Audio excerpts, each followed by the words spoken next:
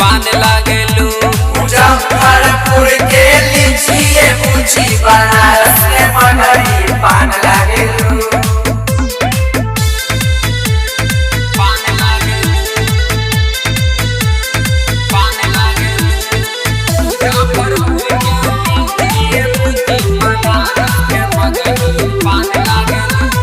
सोना के पानी या चेहरा नूरानी बा, कमर कमानी या चढ़ल जवानी बा।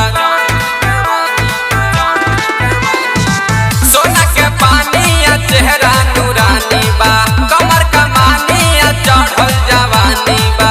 रखा बनाई के हमरा से दूरी हो, पानी कुमारी अभी बाटे मजबूरी हो। सब कहेला कि तू का माल लागेलू। मुजफ्फरपुर के लीची बुची बनारस के मगही पान लागेलू।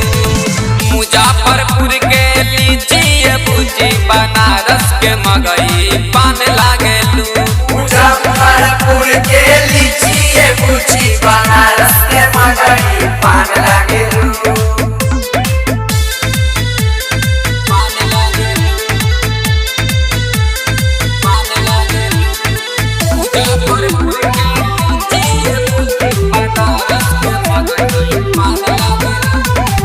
पारत पटना के बाड़ू गरम हो, प्यार में गोरी कराना शरम हो।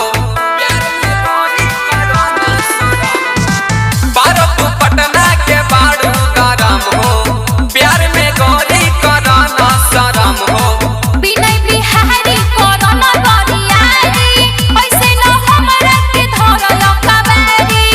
बिपिन कहेला कि असही सोयान लागेलू। मुजफ्फरपुर के लीची बुची बनारस के मगही पान लागेलू। मुजफ्फरपुर के लीची बुची बनारस के मगही पान लागेलू।